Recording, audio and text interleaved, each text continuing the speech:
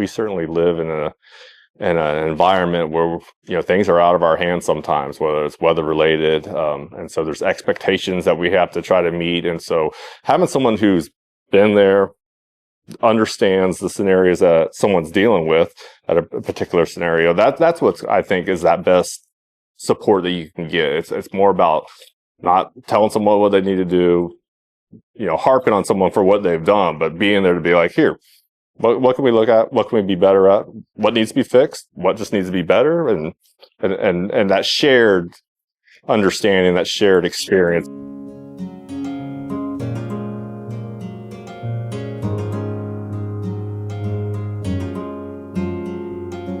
I'm Mitch Leininger. I'm a Southeast Regional Agronomist, and I'm based out of Orlando, Florida. It's really kind of my second career, and so I kind of accidentally got involved with it. And again, being in it the first month, I was excited about the whole process of working on a golf course and the different mowers, the different heights of cut. There was a science involved with it, and so that's what really drew me to it and made me think that this would be a great career to move forward in. And just, again, those relationships that you build along the way just makes it even better and better. Agronomically, I think dealing with a lot of older, high organic greens that I've been around. I've done a lot of renovation work. When I had to go to board members and ask for a lot of money to redo a maintenance facility, I used something that was the USGA Green Section wrote about maintenance facilities.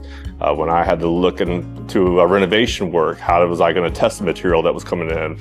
Who were the accredited labs to send them to? That was all that I found through the USGA Green Section.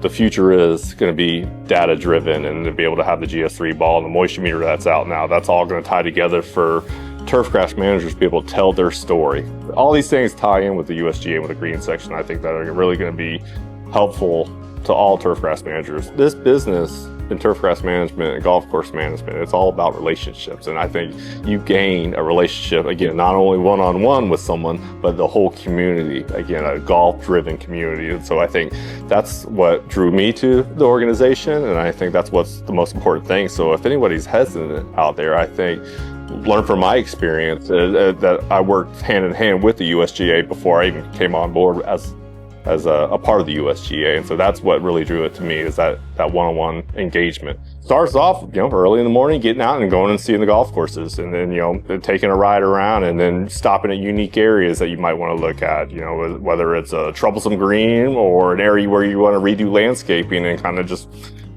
taking a look at those areas and understanding playability. How's the golf course playing? How the materials that you have in your bunkers, are they meeting your expectations, or do you want to look at different areas? Is there drainage issues? So I think it's more about navigating through the golf course, looking at key areas, whether good or bad, and then how can you talk it out and see what can be done to either improve it or to fix things. I think it's just that mission-based organization. It's all for golf. It's all about advancing the game of golf, showcasing golf courses, showcasing superintendents.